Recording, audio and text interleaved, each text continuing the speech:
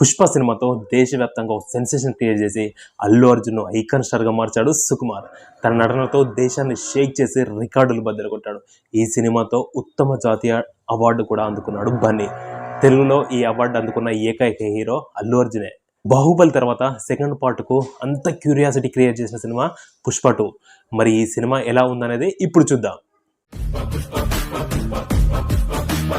Pushpa 2 pre release ఈవెంట్లో సుకుమార్ చెప్పినట్లు బన్నీ పైన తనకున్న ప్రేమను చూపించాడు.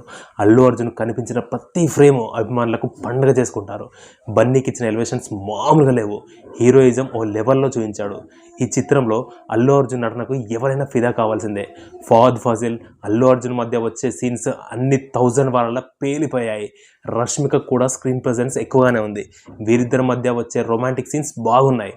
పాటల విషయానికి వస్తే ఫీలింగ్ సాంగ్లో అల్లు అర్జున్ రష్మిక పోటాపోటీగా డ్యాన్స్ చేశారు. ఇక కిస్సింగ్ సాంగ్లో శ్రీలీల గురించి చెప్పాల్సిన పనే లేదు.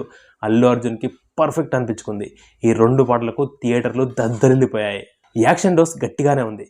పుష్పగాడి సౌండ్ ఇంటర్నేషనల్ వైడ్గా భారీ సౌండ్ చేసేలా ఉంది. ప్రతి యాక్టర్ వాళ్ళ క్యారెక్టర్ పరిధి మేర బాగానే చేశారు.